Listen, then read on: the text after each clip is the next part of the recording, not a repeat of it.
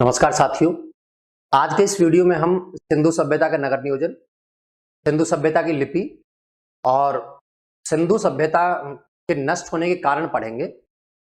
ये कुछ छोटे छोटे टॉपिक बचे हुए हैं सिंधु सभ्यता में से, जिनका अध्ययन हम यहाँ कर लेते हैं। जिनमें से सिंधु लिपि में से भी प्रश्न पूछा जाता है, कई बार ये नष्ट होने के कारण, सबसे प्रमुख कारण में से पूछ लिया जाता है। तो तीन ये छोटे छोटे टॉपिक आज हम सिंधु सभ्यता के देखेंगे। सिंधु सभ्यता की लिपि, नगर नियोजन और उसके नष्ट होने के कारण कि वो इतनी विकसित सभ्यता आखिर नष्ट कैसे हुई। तो ये सिंधु सभ्यता पर अपना एक अंतिम लेक्चर है। इसमें हम तीन चीजों का अध्ययन यहां करेंगे। नगर नियोजन, जो मोटे तौर पर हमने पढ़ लिया था जब हम सामान्य विशेषताएं बता रहे थे, तो सिंधु सभ्यता का नगर नियोजन हमने देख लिया था। इसके बाद में सिंधु लिपि का अध्ययन हम करेंगे और उसके पश्चात हम उसके नष्ट होने के कारण देखेंगे। नष्ट होने के कारण, तो ये तीन चीजों का अध्ययन इस वीडियो में हम करेंगे। तो चलिए सबसे पहले हम चर्चा करते हैं सिंधु सभ्यता के नगर नियोजन की। नगर नियोजन की दृष्टि से, जैसे मैंने आपको बताया कि सिंधु सभ्यता विश्व की सर्वोत्तम सभ्यता थी नगर नियोजन की दृष्टि से। सुव्यवस्थित नगर उनके थे, प्रत्येक नगर की अपनी एक योजना बनी हुई थी। और नगरों के निर्माण में मैंने जैसा कि बताया सिंधु सभ्यता में कि समकोण पर काटती हुई सड़कें होती थी। ये सामान्य जो विशेषता थी वो है, ऐसा नहीं है कि हमेशा ऐसा ही हुआ है। सामान्यतः समकोण पर काटती हुई सड़कें, जिसे ग्रिड सिस्टम कहा गया था, इस प्रकार होती थी। प्रत्येक नगर में सड़कों के किनारे नालियां बनी हुई होती थी। सामान्यतः पकी हुई नालियां थी, ईंटों से नालियां बनाई हुई थी, लेकिन लकड़ी की बनी हुई नाली भी प्राप्त हुई है। ठीक है जी। इन सड़कों के दोनों तरफ घर बने हुए थे और घरों के दरवाजे सामान्यतः सड़क के पीछे की तरफ खुलते थे। ये देख लिया था हमने, घरों के दरवाजे अर्थात या खिड़कियां सड़क के पीछे की तरफ खुलती थी, मुख्य सड़क की तरफ वो नहीं खुलती थी। लेकिन इसमें अपवाद था, जहां घरों के दरवाजे सड़क की तरफ खुले, वो अपवाद था लोथल। हमने देख लिया था कि लोथल ऐसा नगर था जहां घरों के दरवाजे सड़क की तरफ खुले, घरों के दरवाजे सड़क की तरफ खुले, ये अपवाद था। ठीक है। अगला हम देखते हैं कि सिंधु सभ्यता में हमने देखा कि प्रत्येक नगर दो टीलों पर बसा हुआ था। ये पूर्वी टीला और ये पश्चिमी टीला। प्रत्येक नगर दो टीलों पर बसा हुआ था, पूर्वी टीला और पश्चिमी टीला। लेकिन एक ऐसा नगर था जो तीन टीलों पर बसा हुआ था, वो अपवाद के स्वरूप में हमने देखा धौलावीरा। धौलावीरा जो तीन टीलों पर बसा हुआ नगर था, इसका अध्ययन भी हम कर चुके थे। पश्चिमी टीले पर सामान्यतः दुर्ग होता था और पूर्वी टीले पर आवास का निर्माण किया जाता था। सिंधु सभ्यता के सभी नगरों में दुर्ग के प्रमाण लगभग प्राप्त हुए हैं, लेकिन दो ऐसे नगर हैं, ये अपवाद भी हम बता चुके थे, दो ऐसे नगर जहां से दुर्ग के प्रमाण प्राप्त नहीं हुए हैं, अर्थात अदुर्गीकृत नगर। ये भी अपवाद स्वरूप जो थे वो थे चनहूदड़ो, चनहूदड़ो पाकिस्तान, और दूसरा था अल्लादीनो, दोनों ही पाकिस्तान में हैं। तो ये दो नगर ऐसे थे जहां से दुर्ग के प्रमाण प्राप्त नहीं हुए हैं, अर्थात अदुर्गीकृत नगर थे। ठीक है। आगे हम ये देखते हैं, जब इस सिंधु सभ्यता में दुर्ग और आवास का निर्माण हुआ, तो सामान्यतः अर्थात अधिकतर नगरों में दुर्ग और आवास एक ही सुरक्षा प्राचीर से घिरे होते थे। सामान्यतः दुर्ग और आवास एक ही सुरक्षा प्राचीर से घिरे हुए थे, लेकिन इसका अपवाद है कालीबंगा। कालीबंगा इसका अपवाद है। कालीबंगा में दुर्ग और आवास अलग अलग सुरक्षा प्राचीर से घिरे हुए थे। दुर्ग और आवास कालीबंगा में अलग अलग सुरक्षा प्राचीर से घिरे हुए थे। कालीबंगा इसका अपवाद है, ठीक है। इसमें दुर्ग और आवास अलग अलग सुरक्षा प्राचीर यानी बाउंड्री लाइन से घिरे हुए होते थे, ये इसका अपवाद है। आगे हम देखते हैं कि सिंधु सभ्यता के भवन निर्माण में पकी हुई ईंटों का प्रयोग किया गया था। कालीबंगा में उसका अपवाद मिला कि वहां कच्ची ईंटों के प्रमाण मिले, सामान्यतः पकी हुई ईंटों का प्रयोग किया जाता था। अब इन ईंटों के आकार की हम चर्चा कर लेते हैं कि सिंधु सभ्यता में जिन ईंटों का प्रयोग किया गया था, ये ईंट जिनमें से कई बार प्रश्न बनता है, इन ईंटों का आकार अधिकतर आकार ईंटों का था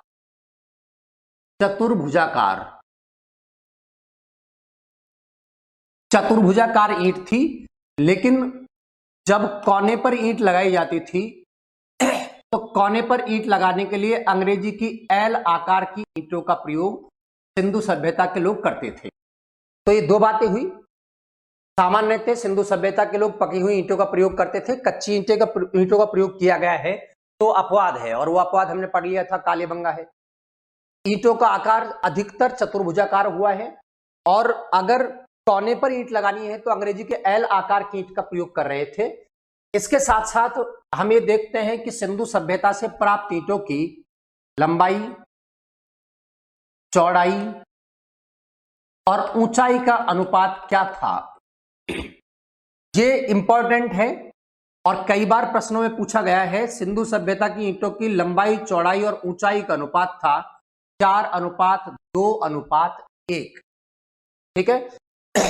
पिछले रीट में भी एक प्रश्न पूछा गया है सिंधु सभ्यता की ईंटों की लंबाई, चौड़ाई, ऊंचाई के बारे में, लेकिन प्रश्न वहां घुमा दिया गया था। आप याद किए, रीट में ये प्रश्न पूछा है, उसमें पूछा सिंधु सभ्यता से प्राप्त ईंटों की ऊंचाई, चौड़ाई और लंबाई का अनुपात निम्न में से क्या था। ध्यान रखना, हमने लिखा है लंबाई, चौड़ाई, ऊंचाई का अनुपात है 4:2:1, और आप सबने उलट भी रखा था कि सिंधु सभ्यता से प्राप्त ईंटों की लंबाई, चौड़ाई, ऊंचाई का अनुपात है 4:2:1, लेकिन उसने प्रश्न पूछा है ईंटों की ऊंचाई, चौड़ाई, लंबाई का अनुपात। ऑप्शन ए में था 4:2:1, ऑप्शन बी में था 1:2:4, ठीक है। पर चूंकि हम तो रट कर बैठे हैं ये, तो जैसे ही प्रश्न देखा और कर दिया आक्रमण और टिक लगाया 4:2:1, क्योंकि हम तो रट कर बैठे थे और अंदर से खुश और हुए, ये तो अभी अभी पढ़ के आया हूं, लेकिन आपने गलती कर दी। देखिए, वो पूछ रहा है ऊंचाई, चौड़ाई और लंबाई का अनुपात, और उसका राइट आंसर होगा 1:2:4। इसलिए मैं बहुत बार कहता हूं, हमेशा कहता हूं, जब भी आपको ऐसा लगे कि बहुत सरल प्रश्न है, पहली बार देखने में आपको ऐसा लग रहा है कि वो सॉल्व कर लिया जाएगा, तब आप उस प्रश्न पर जरूर शंका कीजिए, डाउट कीजिए कि वो इतना सरल प्रश्न नहीं हो सकता, कुछ ना कुछ उसके अंदर छुपा हुआ है, और गहराई से उस प्रश्न को पढ़िए कि वो पूछना क्या चाह रहा है, तब आप इन गलतियों की संभावना से बच जाएंगे, ठीक है। वरना तो एक प्रश्न गलत करने पर आप समझते हैं कि आप कितने पीछे चले जाएंगे। तो ये आपको याद रखना है, ऊंचाई, चौड़ाई, लंबाई का अनुपात था 4:2:1। चलिए आगे हम देखते हैं कि इन ईंटों को जोड़ने के लिए सिंधु क्षेत्र में जिन चीजों का प्रयोग करते थे, ईंट जोड़ने के लिए वो चूने या जिप्सम का प्रयोग सिंधु क्षेत्र में करते थे। ईंट जोड़ने के लिए चूना या जिप्सम का प्रयोग किया जाता था, जैसे अभी सीमेंट का प्रयोग किया जाता है, उस समय चूना या जिप्सम का प्रयोग वो लोग ईंट जोड़ने के लिए करते थे। चूना या कैल्शियम कार्बोनेट, जिसे प्लास्टर ऑफ पेरिस भी कहा जाता है, तो चूना या जिप्सम का प्रयोग उस ईंट जोड़ने के लिए करते थे। इसके साथ साथ नगर नियोजन की प्रमुख विशेषता थी सिंधु सभ्यता में विशाल इमारतों का निर्माण, और विशाल इमारतों में हमने पढ़ा है कि एक विशाल सभा भवन प्राप्त हुआ है। सभा भवन, और सभा भवन कहां से प्राप्त हुआ है? मोहनजोदड़ो से। इस सिंधु सभ्यता की नगर नियोजन की प्रमुख विशेषता रही है विशाल इमारत। विशाल इमारतें बनाई जाती थी सिंधु सभ्यता के नगर नियोजन में, और इन विशाल इमारतों में जैसे विशाल अन्नागार हमने देख लिए थे, ठीक है, सभागार हमने देख लिए थे, विशाल सभागार जो मोहनजोदड़ो से प्राप्त हुए थे। तो बड़े बड़े भवन इस सिंधु सभ्यता की प्रमुख विशेषता रही थी। आगे हम देखते हैं कि सिंधु सभ्यता में पीने के पानी के लिए उनका जो स्रोत था पानी पीने के लिए, वो अधिकतर स्रोत, वो अधिकतर लोग जो पीने का पानी प्राप्त करते थे वो था कुआं। इस कुएं में ही हमने और प्रश्न देखा था जब मोहनजोदड़ो पढ़ रहे थे, तो मोहनजोदड़ो में हमने देखा था कि मोहनजोदड़ो से प्राप्त स्नानागार में पानी का स्रोत क्या था। पानी का स्रोत मोहनजोदड़ो में स्नानागार में कुआं ही था। दूसरा ये देखना है कि पीने के पानी का जो सर्वोत्तम स्रोत था वो था कुआं, और सर्वाधिक कुएं जो प्राप्त हुए हैं सिंधु सभ्यता में, ये सर्वाधिक कुएं प्राप्त हुए हैं मोहनजोदड़ो से। मोहनजोदड़ो से सर्वाधिक कुएं प्राप्त हुए, लगभग 700 कुएं। ठीक है जी, 700 कुएं मोहनजोदड़ो से प्राप्त हुए हैं। तो यहां आपको ये याद रखना है, एक तो कुओं से संबंधित प्रश्न है, विशाल स्नानागार में पानी का स्रोत क्या था, कुएं, और पानी पीने के लिए स्रोत क्या था, कुएं। सर्वाधिक कुएं प्राप्त हुए हैं मोहनजोदड़ो से। तो इस प्रकार हमने सिंधु सभ्यता का नगर नियोजन यहां देखा कि किस प्रकार के वो नगर थे। इसके साथ साथ आपको ईंटों से भी विशेष याद रखना है। देखो ईंटों में से कई प्रश्न बनता है। यहां सिंधु सभ्यता में ईंटों का विशेष महत्व था। पहली बात तो पहला प्रश्न ये कि ईंट प्रथम साक्ष्य था सिंधु सभ्यता का।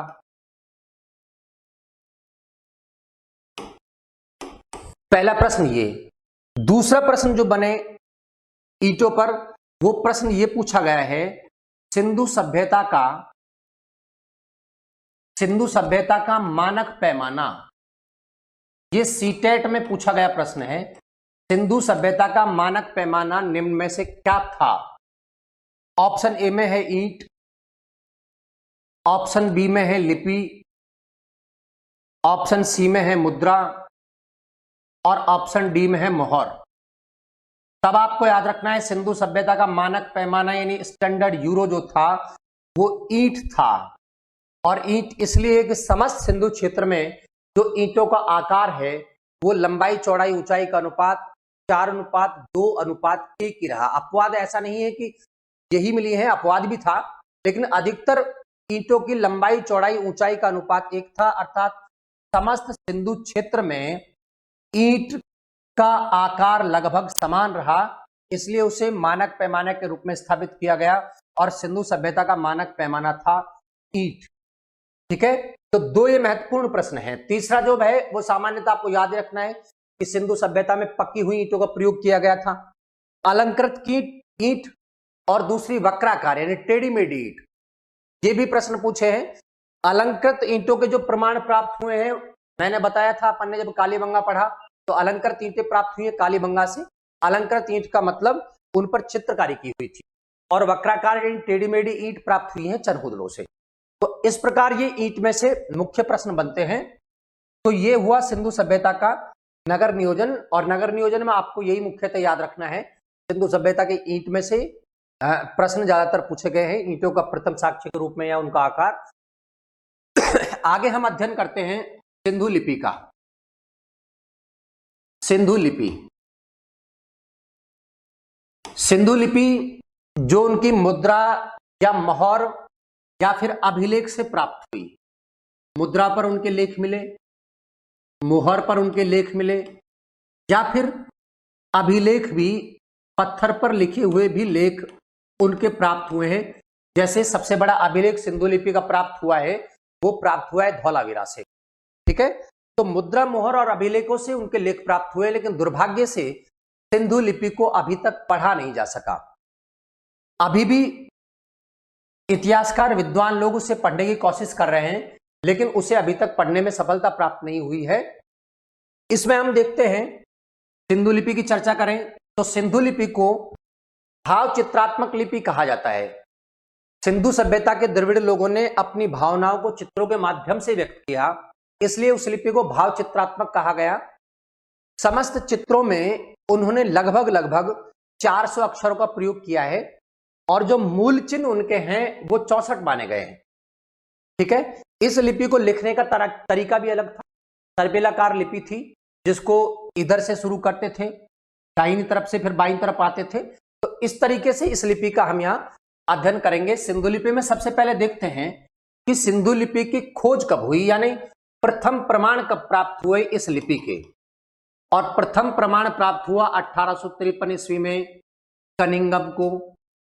अब याद कीजिए, कनिंघम को 1853 ईस्वी में क्या प्राप्त हुआ? कनिंघम वही पुरातात्विक सर्वेक्षण विभाग का जनक।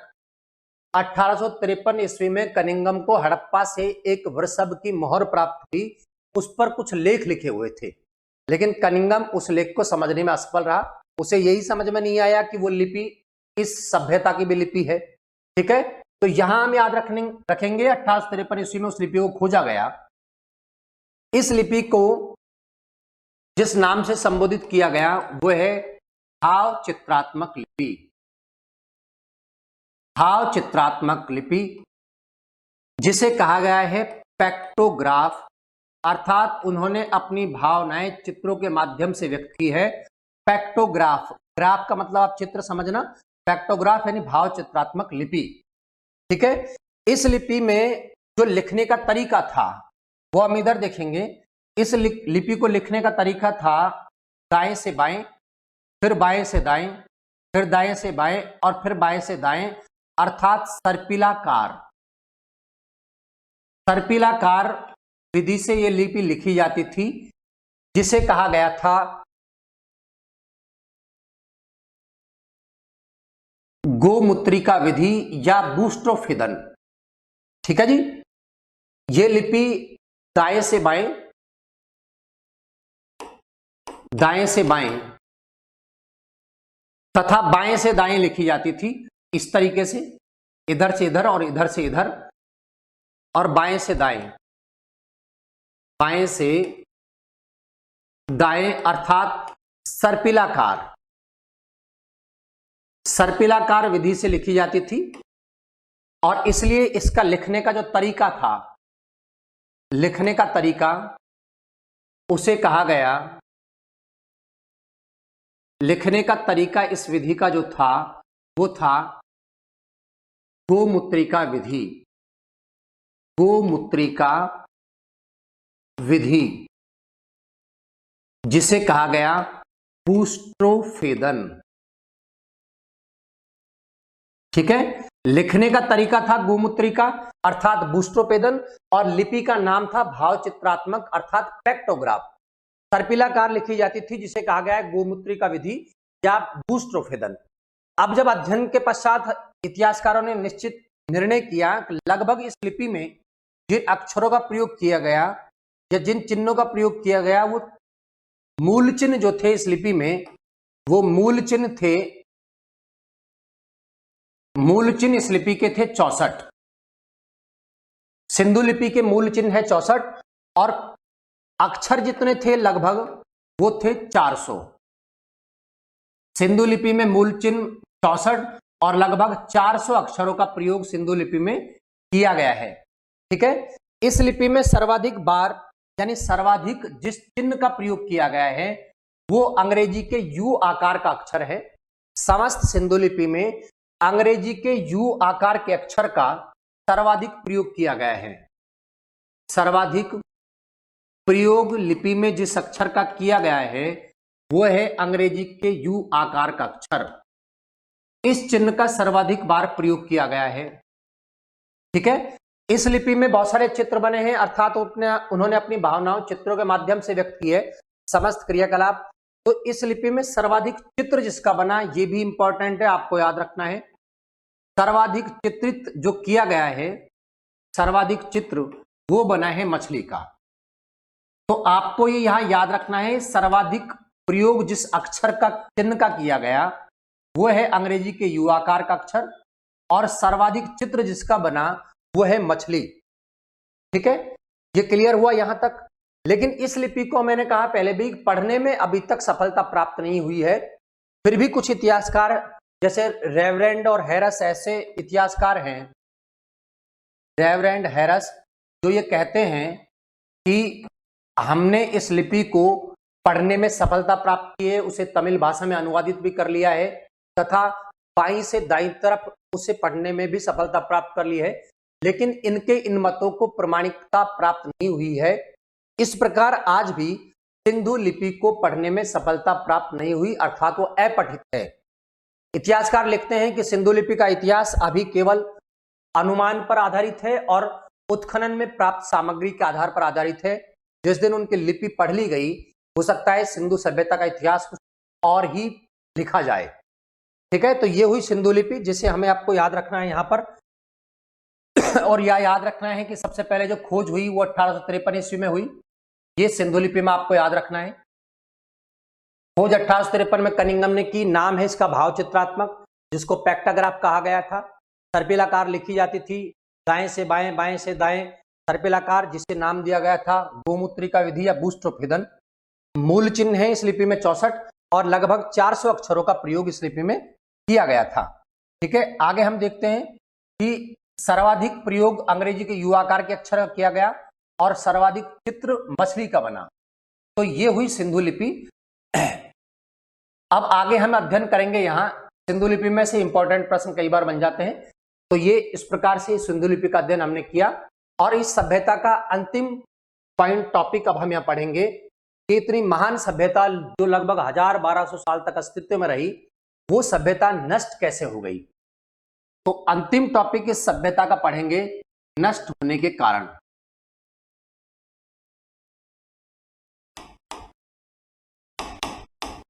यहां आपको मोटे तौर पर यह याद रख लेना है कि जब हम सिंधु सभ्यता का अध्ययन कर रहे थे तो मैंने आपको बताया है कि सिंधु सभ्यता के अधिकतर नगर नदियों के तट पर बसे हुए थे। ठीक है, एक तो ये पॉइंट आपको याद रखना है, क्योंकि इतिहासकार और सबसे बड़ा मत जो मानते हैं वो मानते हैं कि सिंधु सभ्यता संभवतः बाढ़ के कारण नष्ट हुई। तो पहला ही कारण हम देखते हैं कि उस महान सभ्यता के नष्ट होने का इतिहासकारों ने जो अपने अपने विचार व्यक्त किए हैं, वो प्रत्येक इतिहासकारों के नाम के साथ आपको याद रखना है। अलग अलग मत यहाँ है और पहला और सबसे सर्वश्रेष्ठ यानी मुख्य कारण जो बना गया वो माना गया बाढ़। सिंधु सभ्यता का प्रत्येक नगर किसी न किसी नदी के तट पर था, चाहे मोहनजोदड़ो हो, चाहे हड़प्पा हो, चाहे कालीबंगा हो। और मोहनजोदड़ो, कालीबंगा, धौलावीरा से देखा भी गया कि वो नगर 7 बार बसे और 7 बार उजड़े। यानी नदियों का बहाव जैसे ही बढ़ा उन नगरों को नष्ट कर देते थे, उसके पश्चात वापस बसने की प्रक्रिया प्रारंभ होती थी एक समय के पश्चात। तो इतिहासकारों ने कहा है कि जब जब उन नदियों में सिंधु जैसी बड़ी प्रवाह क्षेत्र वाली नदी में बाढ़ आती थी तो नगर नष्ट हो जाते थे। और जिसने ये कहा है कि बाढ़ के कारण सिंधु सभ्यता नष्ट हुई, वो इतिहासकार हैं जॉन मार्शल। दूसरा इतिहासकार जो इस मत को सहमति देता है अर्नेस्ट मैके। और तीसरा है SR राव अर्थात रंगनाथ राव। इन तीनों इतिहासकारों का मत है, वो इस मत को प्रमाणित करते हैं, इस मत को रखते हैं कि सिंधु सभ्यता संभवतः बाढ़ के कारण नष्ट हुई थी और यही सिंधु सभ्यता का सबसे प्रमुख कारण माना जाता है कि वो बाढ़ के कारण ही नष्ट हुई। ठीक है, ये तो हुआ पहला मत और सबसे प्रमुख मत बाढ़ ही माना जाता है। कुछ इतिहासकार कहते हैं कि सिंधु सभ्यता के नष्ट होने का जो कारण था वो था विदेशी आक्रमण या आर्य लोगों का आक्रमण। तो इस मत के बारे में भी हम चर्चा करते हैं। दूसरा मत है आर्य आक्रमण। आर्य आक्रमण सिंधु सभ्यता का नष्ट होने का जो कारण बता रहे हैं इतिहासकार, आर्य आक्रमण या इसे विदेशी आक्रमण कहा गया है। इन इतिहासकारों ने अपना मत इस प्रकार प्रतिपादित किया है कि मोहनजोदड़ो से जब एक ही टीले से बहुत सारे नरकंकाल प्राप्त हुए तो ये कह रहे हैं कि संभवतः इन पर किसी ने आक्रमण किया होगा जिसके कारण ये लोग मारे गए। दूसरा मत वो कह रहे हैं कि सिंधु सभ्यता के द्रविड़ लोग जो संभवतः शांति प्रिय थे, युद्ध उन्मादी नहीं थे, युद्ध करना वो नहीं जानते थे, उन पर जब आर्य लोगों ने आक्रमण किया जो वैदिक सभ्यता के जनक थे, तो आर्य लोगों और वैदिक सभ्यता के द्रविड़ लोगों की शारीरिक संरचना जो अलग थी, आर्य कद के लंबे थे, रंग गोरा था, नाक खड़ी थी, आंख बड़ी थी। इसके उल्टे शारीरिक संरचना में द्रविड़ कद के छोटे थे, सर बड़ा था, नाक बड़ी थी, आंखें छोटी थी। ठीक है, रंग उनका काला था, सांवला, तो दिखने में वो अलग थे। संस्कृति के हिसाब से भी, धर्म के हिसाब से भी उनमें विभिन्नताएं थी। सिंधु सभ्यता के द्रविड़ लोग मूर्ति पूजा कर रहे थे और वैदिक सभ्यता के लोग उन वेदों की ऋचाओं को याद किए हुए थे। इस प्रकार जब उन्होंने मूर्ति करते हुए देखा, पत्थर पूजते हुए देखा, तो आर्यों को लगा कि वो हमसे अलग हैं, इसलिए संभवतः उनमें युद्ध हुआ होगा और उस युद्ध में आर्यों ने आसानी से द्रविड़ लोगों को पराजित कर दिया। इसका उदाहरण वो देकर कह रहे हैं कि वेदों में जो इंद्र को पुरंदर कहा गया है, पुरंदर अर्थात दुर्गों को जीतने वाला, इसका समीकरण ये इतिहासकार स्थापित कर रहे हैं कि पुरंदर दुर्ग को जीतने वाला इसलिए कहा गया है कि सिंधु सभ्यता के दुर्गों को नष्ट इंद्र के द्वारा किया गया था, जो ऋग्वेदिक कार्यों का मुख्य देवता रहा था। इसके साथ साथ ऋग्वेद में जो हरियूपिया नदी का उल्लेख प्राप्त हुआ है, इसका समीकरण भी उन्होंने हड़प्पा के साथ स्थापित किया है। तो ये इतिहासकार कहते हैं कि उन आर्यों के आक्रमण से या इस विदेशी आक्रमण से सिंधु सभ्यता नष्ट हो गई थी। और इन इतिहासकारों में मुख्य थे वो आरपी चंदा, जिन्होंने ये मत स्थापित किया। दूसरे थे गॉर्डनर चाइल्ड,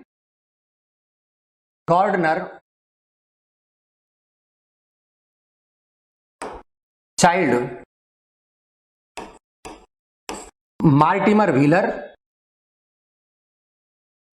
और तीसरा इतिहासकार पिगट, स्टुअर्ट पिगट, जो ये कहते हैं कि आर्य आक्रमण या विदेशी आक्रमण से सिंधु सभ्यता नष्ट हो गई। लेकिन कुछ इतिहासकार इसका प्रबल विरोध करते हैं, जैसे बीबीलाल है या काणे हैं, कि वो ये कहते हैं कि आर्य सभ्यता के आक्रमण से, आर्यों के आक्रमण से सिंधु सभ्यता नष्ट हो गई, नहीं हुई, क्योंकि हड़प्पा से जो नरकंकाल प्राप्त हुए हैं, उन नरकंकालों में कहीं भी चोट के प्रमाण प्राप्त नहीं हुए हैं, केवल एक को छोड़कर। इस प्रकार ये नहीं माना जा सकता कि आर्यों के आक्रमण से वो लोग नष्ट हुए हैं। इतिहासकार इसके मत में जो हड़प्पा से, मोहनजोदड़ो से नरकंकाल प्राप्त हुए हैं, वो ये कह रहे हैं कि संभवतः वहां कोई महामारी फैली थी और उस महामारी के कारण वो लोग मारे गए। तो जब आक्रमण किया, चोट के उन पर निशानी नहीं है, तो आर्यों ने आक्रमण कैसे किया गया होगा। दूसरी बात ये कह रहे हैं कि जो मोहनजोदड़ो से इतने नरकंकाल प्राप्त हुए हैं, उनका कालक्रम एक नहीं है, वो अलग अलग समय के, अलग अलग काल के हैं। इस प्रकार इस मत को नहीं माना जा सकता कि सिंधु सभ्यता आर्यों के आक्रमण से नष्ट हुई। ठीक है, लेकिन फिर भी आपको विदेशी आक्रमण किस इतिहासकार का मत है, तब आपको ये इतिहासकार याद रखने हैं कि इनका मत है कि विदेशी आक्रमण या आर्य आक्रमण के कारण सिंधु सभ्यता नष्ट हुई थी। आगे हम तीसरा कारण देखते हैं, और वो तीसरा कारण है सिंधु सभ्यता का नष्ट होने का, वो जलवायु परिवर्तन। जलवायु परिवर्तन,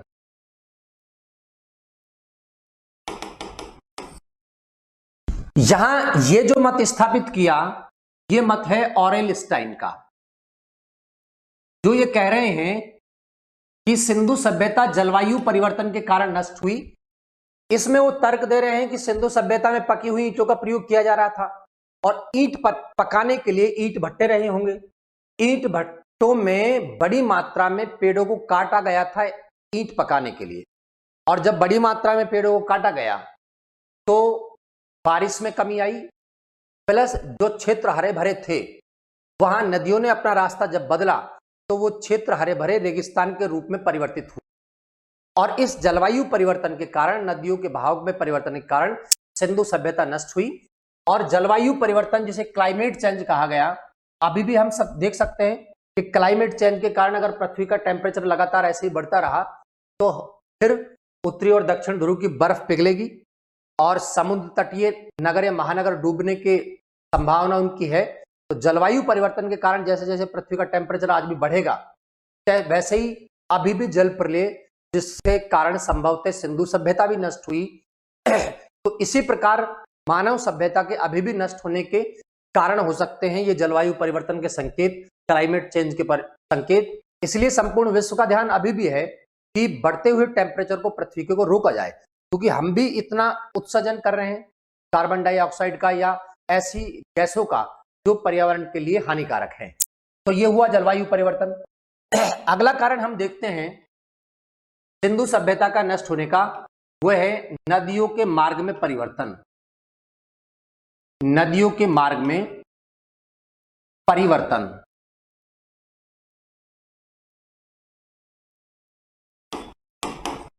और ये मत जिसने स्थापित किया कि नदियों ने अपना रास्ता बदला, इस कारण सिंधु सभ्यता के नगर नष्ट हो गए थे, इनमें मुख्य था माधो स्वरूप वत्स। माधो स्वरूप वत्स, ठीक है जी। माधो स्वरूप वत्स और दूसरे जॉर्ज डेल्स इतिहासकारों के मत है, जिनमें कालीबंगा का उदाहरण वो दे रहे हैं कि कालीबंगा जो घग्गर जहां पर सरस्वती नदी बहा करती थी उसके तट पर बसा हुआ था। लेकिन जैसे ही उन नदियों ने विभिन्न कारणों से, बड़ी मात्रा में पेड़ों की कटाई के कारण से, उन नदियों ने जब रास्ता बदला तो नगर जहां नदी के तट पर बसा हुआ था वहां शुष्क प्रदेश स्थापित हुआ और प्रदेश सूख जाने के कारण वो सभ्यता के नगर नष्ट हुए, उस सभ्यता के नगर नष्ट हो गए। इस मत के समर्थन में है माधव स्वरूप वत्स और जॉर्ज डेल्स, ये दो व्यक्ति, और इनके साथ साथ एम.आर.